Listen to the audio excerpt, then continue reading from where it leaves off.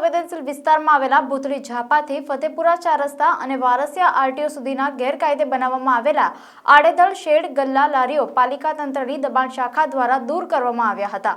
ભૂતળી ઝાપા વિસ્તારથી ફતેપુરા 4 રસ્તા થઈને છેક વારસિયા સુધીના વિસ્તારમાં અનેક ગેરકાયદે શેડ બનવા સહિતની ખાણીપીણીની લારીઓ સહિત અન્ય અનેક લારીઓના દબાણો સહિત ગલ્લાઓ અને દુકાનદારોના લટકણિયાથી રાહદારીઓને આવન જાવનમાં ભારે અગવડ પડતી હોવાની ફરિયાદો પાલિકા તંત્રને મળી હતી।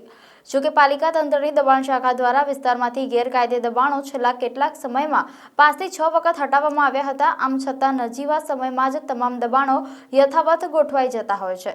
આજે સવારથી સ્થાનિક પોલીસ બંદોબસ્તને સાથે રાખીને દબાણ શાખાની ટીમે કાર્યવાહી શરૂ કરી હતી અને વિસ્તારમાં બનેલા અનેક મોટા તંબુ શેડ સહિત લારી ગલ્લા પથારાના દબાણો સહિત ખાણીપીણીના ખૂમચા દબાણ શાખાની ટીમે હટાવ્યા હતા। ત્યારે સ્થાનિક લોકો ટોળા તમાશો જોવા એકત્ર થયા હતા।